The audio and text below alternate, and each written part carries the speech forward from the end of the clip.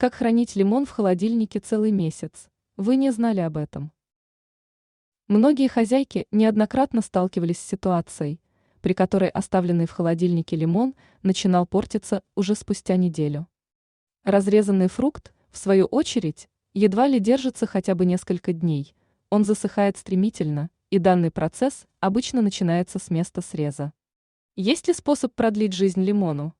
На этот вопрос развернуто ответит статья.